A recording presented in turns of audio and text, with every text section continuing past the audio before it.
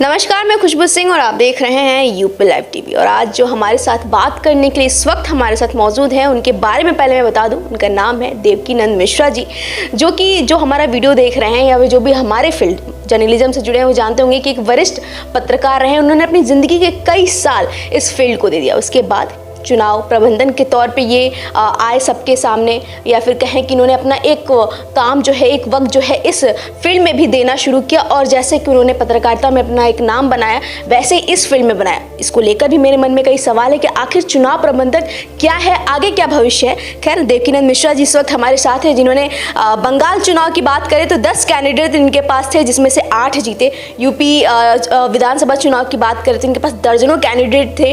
मतलब एक तरह से कहें कि जो चुनाव प्रबंधक के तौर पे जो इनकी जिम्मेदारी थी, वो जिम्मेदारी इन्होंने जिस तरह से पत्रकारिता में निभाई, वही जिम्मेदारी इन्होंने यहाँ भी निभाई। और अब एक और नया है कि ये अब इनकी किताबें भी हम लोग के बीच आ चुकी है, जिनको हम लोग पढ़ रहे हैं। तो नो डाउट कि हमारा जो जनरेशन है, जैसे हम हैं, तो हमारे लिए बहुत इंस्पायर्ड रहे हैं। तो इनसे आज हम बात करेंगे। इससे पहले इनका स्वागत करते हैं हमारे चैनल पर। सर, कैसे हैं आप?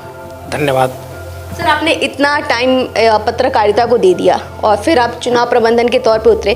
जैसा कि मैंने आपके बारे में सुना है, पढ़ा है, आपका कैसे एक्सपीरियंस रहा है। आप बंगाल चुनाव के टाइम पे रहे, आपके पास कैंडिडेट थे, आप सर्वे भी किए हैं। कर्नाटक और राजस्थान होगा। विधानसभा चुनाव अभी हाल ही में हुआ, जिसमें आपके पास कई 1.5 से 2 दर्जन कैंडिडेट आपके पास थे। तो सर, जो ये आपका है चुनाव प्रबंधन, इसका क्या फ्यूचर है आने वाले टाइम में? देखिए, पहले तो चुनाव प्रबंधन जो है, जब लोग चुनाव लड़ते थे, आज से करीब 10-15 साल पहले की बात मैं बताऊं, तो जो भी कैंडिडेट चुनाव लड़ता था, वो अपने इलाके में जो जर्नलिस्ट होते थे उनसे वो समझता था कि कैसे हम चुनाव की रणनीति को तैयार करें, हमारे बारे में क्या माहौल है। पहले इस तरह का एक वो हुआ था। लेकिन 2010 के बाद से चुनाव प्रबंधन एक नया सेक्टर बन करके उभरा। और इस सेक्टर में जो आईटी सेक्टर के लोग थे या जो मैनेजमेंट के लोग थे, वो खुल करके सामने आए, जिसमें प्रशांत किशोर का भी नाम आता है। मुझे लगता है कि सबसे पहला ऑफिशियल तौर पर, कमर्शियल तौर पर चुनाव प्रबंधन का काम उन्होंने नरेंद्र मोदी जी के लिए किया। और उसी के बाद पूरे देश में लोगों को ये पता चला कि यह भी एक सेक्टर है जिसमें काम किया जा सकता है। आज आईआईएम के लड़के, आईआईटी के लड़के, कई प्रोफेशनल्स चुनाव प्रबंधन का काम करते हैं और ये एक बड़ा सेक्टर है।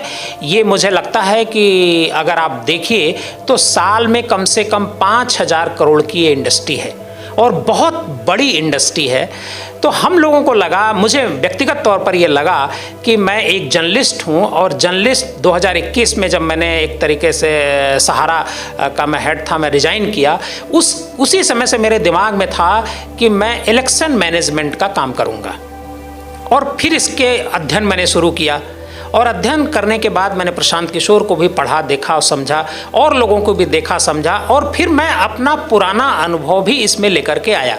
क्योंकि 2012 में जब मैं सहारा में था तो हम लोगों ने एक सर्वे कराया था यूपी को लेकर के, कि उस समय उत्तर प्रदेश में मायावती जी की सरकार थी और सहारा श्री जी चाहते थे कि एक सर्वे हो। उनके मन में एक इच्छा थी कि समाजवादी पार्टी की सरकार क्या बन सकती है 2012 में। तो हम लोगों ने सर्वे कराया, और उस सर्वे में किसी प्रोफेशनल को हमने इन्वॉल्व नहीं किया। उसमें हमारे जो रिपोर्टर्स हुआ करते थे ज़िले में, ब्लॉक में, तहसील में, उनको ही हमने यूज किया।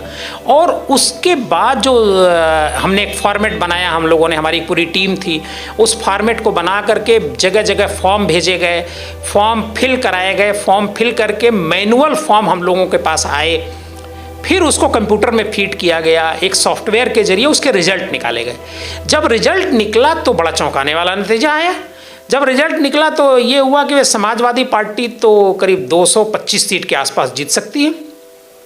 मायावती जी की सरकार थी। हालांकि उस सर्वे को हम लोग पब्लिश नहीं किए। जब ये सहारा श्री जी के सामने रखा गया तो सहारा श्री जी ने उसे रोक दिया।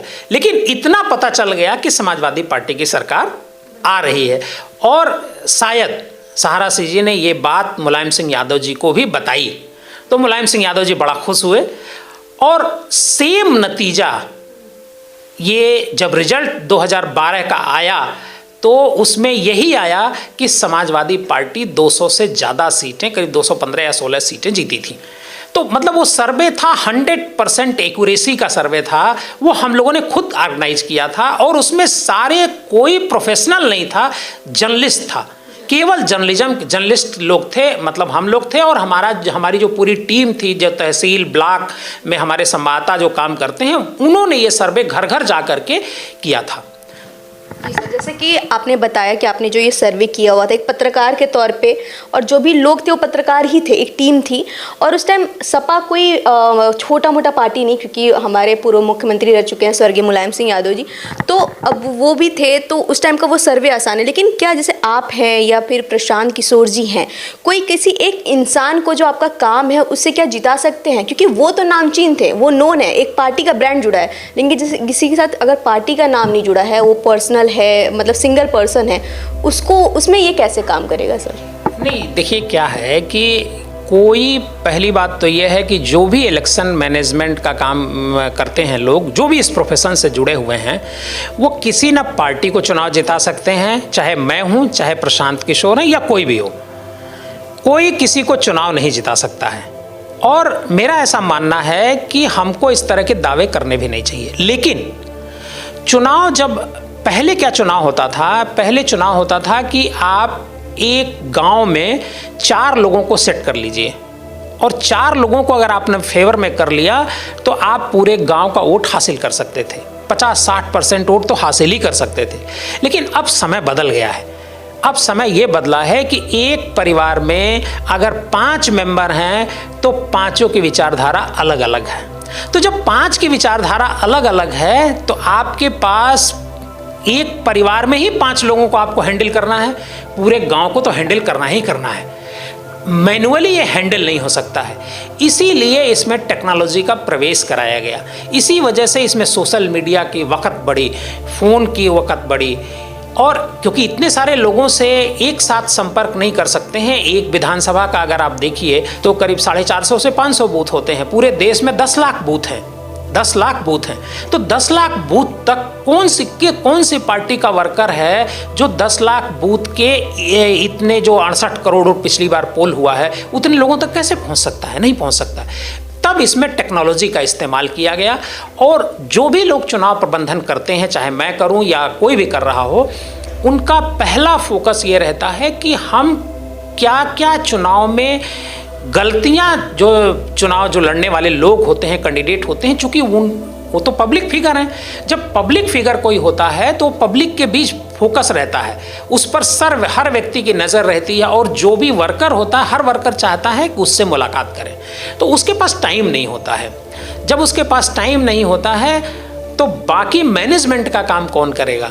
योजना कौन बनाएगा? उनका भाषण कौन लिखेगा? अगली मीटिंग होगी तो वहाँ कौन सा मुद्दा उठाना है, ये कौन करेगा? इसीलिए ये चुनाव प्रबंधन का ये जो फील्ड है, इसमें लोग सामने आ रहे हैं और बहुत सारे अच्छे नतीजे भी आ रहे हैं। और जब मैं बंगाल में, हालांकि वो तो काम पूरी तरह से प्रशांत किशोर को ममता बनर्जी टीएमसी ने दिया था, लेकिन जो हम लोगों ने 10 विधायकों का काम किया था वो एमएलएज ने खुद दिया था, मतलब इंडिविजुअल तौर पर एमएलएज ने दिया था। हम उनके लिए काम कर रहे थे। उस दौरान मेरी प्रशांत किशोर से बात भी हुई थी, कई मैंने उनको सजेशंस भी दिए थे, क्योंकि सबके अपने अपने आइडियाज़ हैं। लेकिन प्रशांत किशोर एक ब्रांड है, हम लोग इसमें नए हैं और हर व्यक्ति उनसे सलाह लेता है। अभी मेरी मीटिंग, मुझे हैदराबाद, तेलंगाना के जो चीफ मिनिस्टर थे केसीआर ने बुलाया था मुझसे मीटिंग करने के लिए। मैंने उनको प्रपोजल दिया और मैंने उनसे डिस्कस किया कि आप कैसे पूरे देश में अपनी पार्टी को फैला सकते हैं। उससे पहले वो प्रशांत किशोर से इस बारे में एक प्रपोजल ले चुके थे, उन्होंने खुद मेरे को बताया कि मैं ले चुका हूं, लेकिन उन्होंने कहा कि नहीं, आपका प्रपोजल एकदम अलग है और इससे मैं पूरे देश में फैल सकता हूं। ये क्या होता है, एक छोटी छोटी ट्रिक्स होती हैं, उस ट्रिक्स का कैसे इस्तेमाल करना है ये वही व्यक्ति समझ सकता है जो इस सेक्टर की समझ रखता हो, जिसका पब्लिक में भी पकड़ हो, पॉलिटिशियन से भी पकड़ हो और एक ज़मीन से उभरा हुआ व्यक्ति हो। तो हम लोग ज़मीन से उभर करके यहाँ तक पहुँचे हैं। बहुत सारा चुनाव हम लोगों ने डायरेक्टली हैंडल किया है, देखा है, उसको कवरेज किया है। तो इस वजह से हमारी पकड़ उन लोगों के मुकाबले जो आईआईटी वाले हैं उनके मुकाबले ज़्यादा है। और मेरा कहना है कि इस फील्ड में पत्रकारों को सामने आना चाहिए, क्योंकि पत्रकार कितनी समझ कोई नहीं रखता है मुझे लगता है, और मैं पहला जर्नलिस्ट हूं जो इस सेक्टर में काम कर रहा हूं। क्या बात है सर, ये हमारे लिए भी काफ़ी प्राउड मोमेंट है कि हम आपके साथ बैठे हुए हैं, क्योंकि आपका इतने साल का एक्सपीरियंस है। जिस काम को, जिस एक्सपीरियंस को आप इस फील्ड में शेयर कर रहे हो, जैसे कि बोले कि पत्रकारों को भी इसमें इन्वॉल्व होना चाहिए क्योंकि अच्छा है। और सर लेकिन अब बात करते हैं ये जिसमें हम हैं 2024 में, कि इसको आप कैसे देखते हैं? पर्सनल आपका क्या नज़रिया है 2024 लोकसभा चुनाव को लेकर? क्या लगता है पीएम मोदी वापस आ रहे हैं, एक बार फिर से अपनी कुर्सी संभाल लें? ये तो कोई नहीं कह सकता है कि कौन आ रहा है कौन नहीं आ रहा है। ये तो जनता तय करेगी। जब मई में रिजल्ट आएगा तब पता चलेगा कि कौन आ रहा है। हर पार्टी के अपने दावे होते हैं।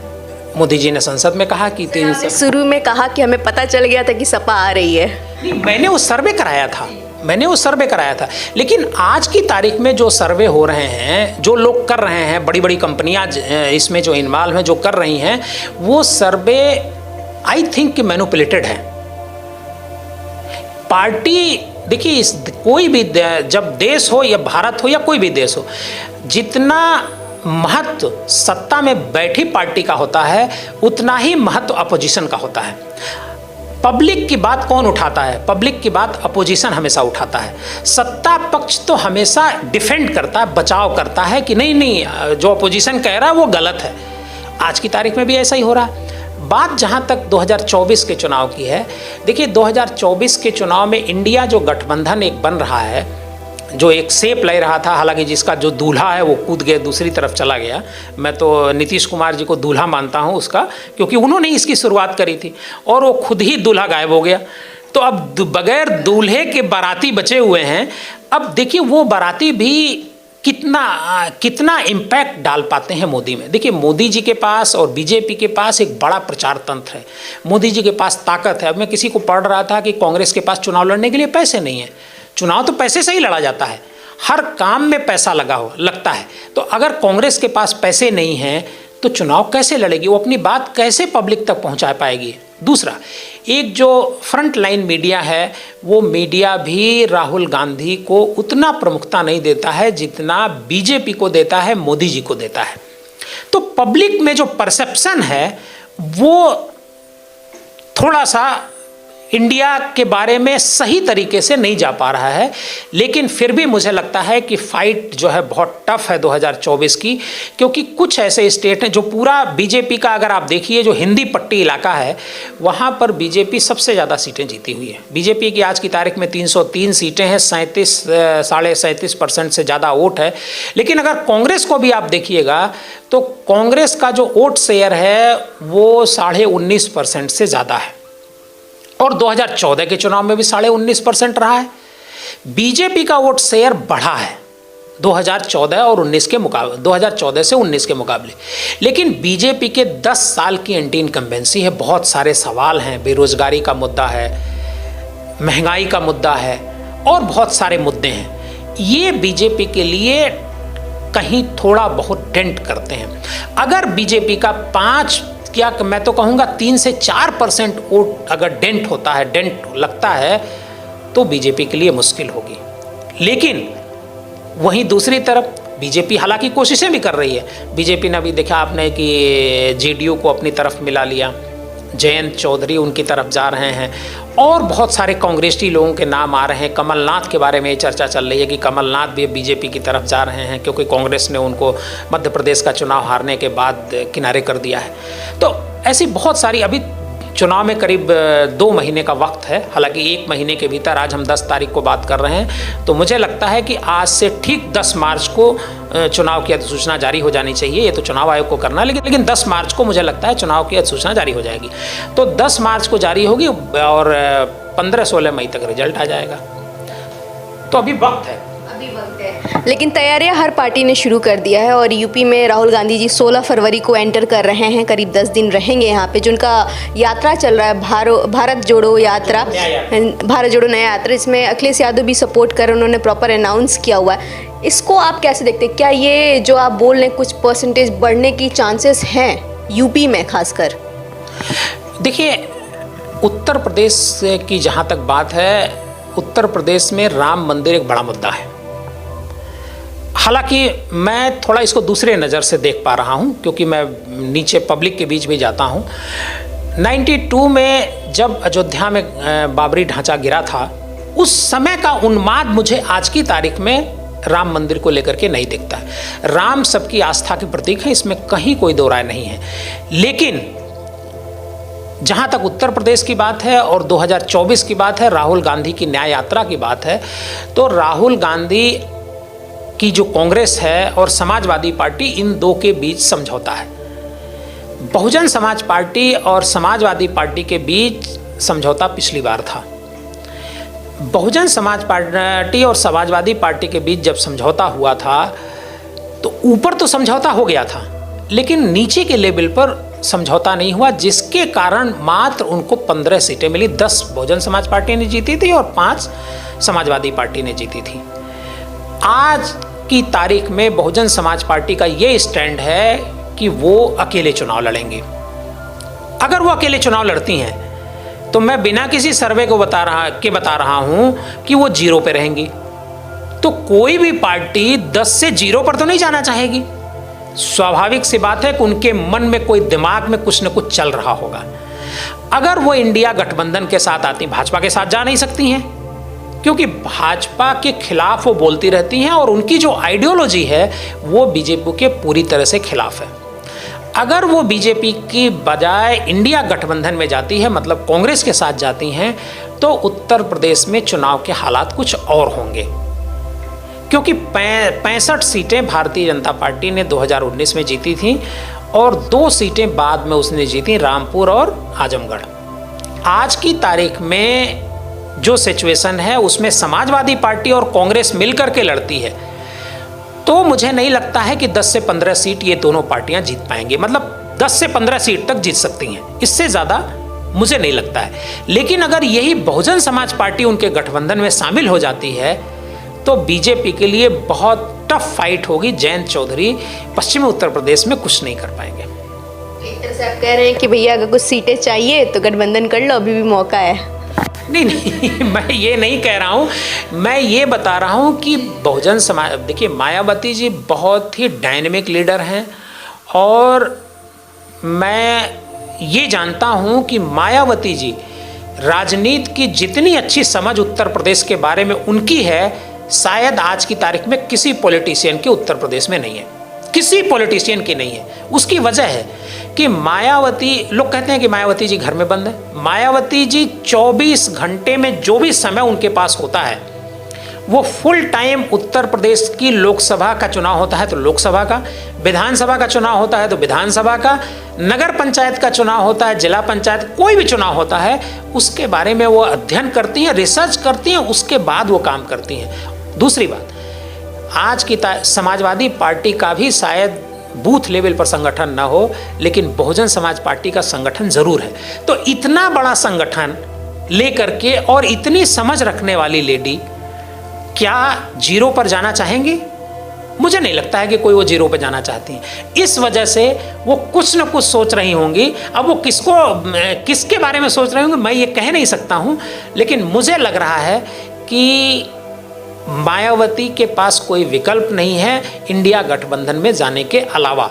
और अगर वो इंडिया गठबंधन में जाती हैं तो पूरे उत्तर प्रदेश क्या पूरे देश के चुनाव की तस्वीर बदल जाएगी। कह सकते हैं कि ये जो खामोशी है ये कुछ बड़ा तूफान आने का संकेत है, कुछ हो सकता है आने वाले 1 महीने के अंदर। आपको लगता है सर? आप तो यहीं यूपी की राजधानी में बैठे हैं, कुछ ही दूर पे मायावती जी का ऑफिस है। बिल्कुल, आपने 1 महीने का समय बताया है, तो हो सकता है कि 1 महीने के भीतर कुछ भी हो सकता है। इससे पिछली बार भी ऐसे ही कुछ हुआ था, एक ही मंच पे सारे। बिल्कुल। देखिए क्या होता है, चूँकि चुनाव प्रबंधन तो एक अलग काम है, लेकिन जब आप किसी के लिए भी चुनाव प्रबंधन करते हो, किसी पार्टी के लिए कर रहे हो, किसी विधायक एमपी के लिए कर रहे हो, तो आपको उसके विरोधी पर नज़र जरूर रखनी पड़ती है। अगर आप उस पर नज़र नहीं रखेंगे तो आप फेल कर जाएंगे। इस वजह से चाहे हम किसी का काम कर रहे हों और सब पर तो नज़र रखनी ही पड़ती है।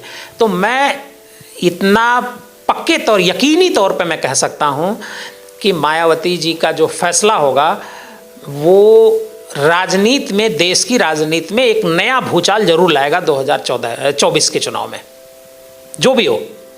चलिए, लग रहा है इस बार चुनाव बहुत ही दिलचस्प होने वाला। और जैसे कि हम लोग अभी सर से बात किया, जिस तरह से इन्होंने 2024 के बारे में बताया, जिस तरह से पार्टियों की रणनीति के बारे में बताया, और सर का नाम वैसे भी कहते हैं कि चुनाव रणनीतिकार में सबसे आगे है, खासकर प्रदेश की बात की जाए, उत्तर प्रदेश में। तो सर से बात करके बहुत अच्छा लगा सर, बहुत बहुत धन्यवाद वक्त देने के लिए।